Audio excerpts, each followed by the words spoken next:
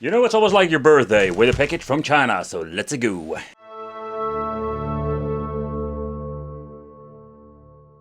Though this is the first one I finally picked up in many years. I've reviewed I think every single tiny collectible mini arcade. I just love these freaking things. They are so funny and so just collectible. And I just waited a very long time to get this one, and that's with a simple reason, because it's quite expensive. They asking maybe double, maybe triple the price when you're typical, let's say, mini arcade from AliExpress, and I have really no clue what to expect from this. Like, the price doesn't say anything. Sometimes we do get 8-bit games, 16-bit games. We have like seen a lot of cool ones in the past. The retro arcade game, and what you can see on the back, like a visual part, I think it's going to be 8-bit, maybe 60-bit. It looks kind of colorful, kind of cool, but the games don't look like, let's say, licensed games or whatsoever. Like the packaging says, it's fun on the go. Yeah, that's something we're going to try out. 4.3 color screens. I'm curious if it's going to be a decent screen or just going to be crappy.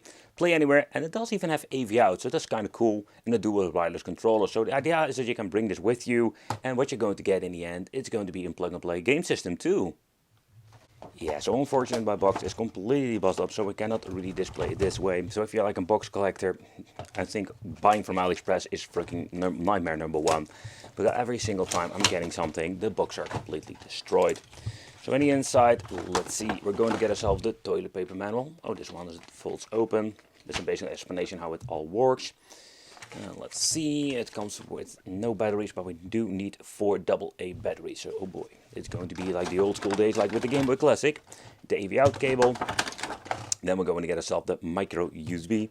I have no idea, why do we need the micro USB? That's kind of weird. And let's check out. Yeah, that's really weird. Like, okay, so it seems to be that we can't even plug it in and just use it like that. So we have like an external source. Oh, we need to remove the freaking Parker. But the overall quality, what I'm already noticing, like the back plastic, it's okay. It's a little bit flexible. I'm guessing here's the speaker. And at the front, I must say that this thing looks kind of cool. It looks like a widescreen mini arcade. At the front we're going to get 2 players, and yeah, playing like this is not going to be convenient, so what they decided to do, they can remove it. And what's kind of cool, you can just slide them out from the left and the right, and these things are freaking wireless. How freaking awesome is that? So what you're actually going to get is a battery compartment. Again, there is no lithium battery in the inside to recharge it, or it's not like the Switch, you have like any contacts or whatsoever. It's just a piece of plastic that you slide it in, and you can actually play your games like that. Both controllers will have the same configuration of buttons, A, B, and then reset, select and start. So the first thing that we need to do, we need to provide every single piece of equipment with a freaking battery. We do have like a very big stockpile here. But and again, let's see what we're going to get in this. So we need to have 2 AAA in each controller. So that is what we're going to do. We're going to add all of the batteries so we can actually play, test everything out. And I'm also really curious about the display quality.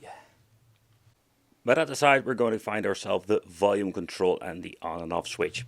It's kind of interesting configuration. When you're turning it on, you can press the button by adjusting volume. Personally, I really hate it. But let's take a close look at the display itself, because boy, yeah, everything looks so stretched out. It does have a very smooth, relaxing tune. This is one of those elevator sounds.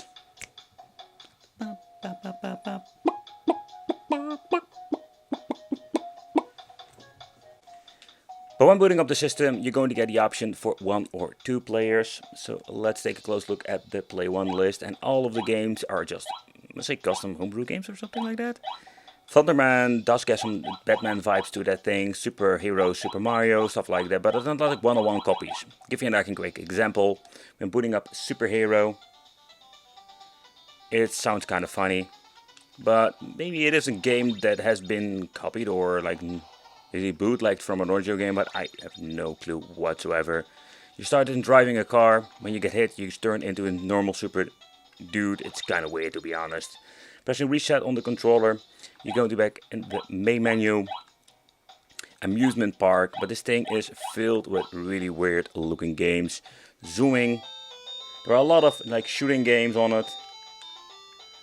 And visual wise, some are looking pretty damn good, like this particular one. This looks way better than the typical 8-bit game. And I have no idea how I can shoot. It seems to be that you need to collect and dodge all of your enemies. But let's deep dive into the list itself with more. We have a game called Greedy. Hero Mice. And man, this thing has such a weird like naming. Invincible Girl. Like, what the hell is going on with this? Okay, stage 1. Yeah, okay, what do I need to do? And the system is filled with all kinds of weird games. Okay, my buttons don't do anything whatsoever. Oh, yeah, finally. Yeah. Oh, wow. Seriously, like, those games are so weird. And they were saying there were 300 games. The first list does imply that we have 216, so I'm guessing that we have, like, the other games are just based for 2-player games. The other thing I wanted to check out is not the Pizza Boy, because this is a game I have been seen many times, or NES clones or weird ones from AliExpress. But when you're looking deep dive into the list, they're just your typical weird games in the end. But it's an interesting fact, when you're going from the game, pressing reset, you're going back to the main menu, press it again, and it will bring you to the 2-player option. So let's take a close look at the Play 2 games. In the Play 2 games, we're going to get like Balloon Labyrinth, Hero Mice 2, okay, I'm guessing because it's 2-player. So you're not going to press actually start in a game, you're just going to get yourself a separate list with 2-player games. It's better organized, that is a fact, but you do see a lot of the same kind of games that you can actually play together. So let's just choose a game, pin the ball, and here we have the option for player 2. And then we can actually play together with your friend. And what's kind of funny that you need to wait a turn to actually play. So yeah, is it actually a 2-player game? Yes, but yeah, oh boy. I was really surprised by the controllers because they actually work pretty damn good. So far I know they are running on 2.4 GHz because there is no infrared sensor whatsoever. So that seems to be working just fine. When adding the battery, it does give like a very nice weight to it. Yeah, it doesn't really is an arcade experience because this is just a large D-pad or D-pad that has been extended to a tiny joystick, and that's actually how it feels. But yeah, if you're going to play it for a couple of hours, oh boy, it's not going to be very comfortable. The TVO function is one of those things that we did see before, not with the more expensive mini arcades. I do get myself on black and white screen just because my television doesn't really recognize the system coming out. But the reason I just wanted to check out this particular like monitor, because I just wanted to see what kind of signal out they're having. This is not a PAL signal, so that's absolutely one thing that we're sure about. But if you're going to move to the LCD that recognizes every single kind of system, we do have of course colors like it should be. I already mentioned before, the PAL system doesn't have like the needed signal inputs, and that's the reason I just want to double check it. It does look pretty damn good on a CRT because of the analog system they're using. Man in Red, you know, like those names make no sense. Do get a little bit of a Contra vibe, but no, that vibe already been gone. Okay, what the hell? We're just shooting random insects from the sky. Oh yeah. I'm guessing I need to destroy them all to pass to the next level. Yep, there we go. And also you can play it like a mini arcade machine together or with friends, but it's not going to be super comfortable. But the general games are fine. They can find on this are not like superb.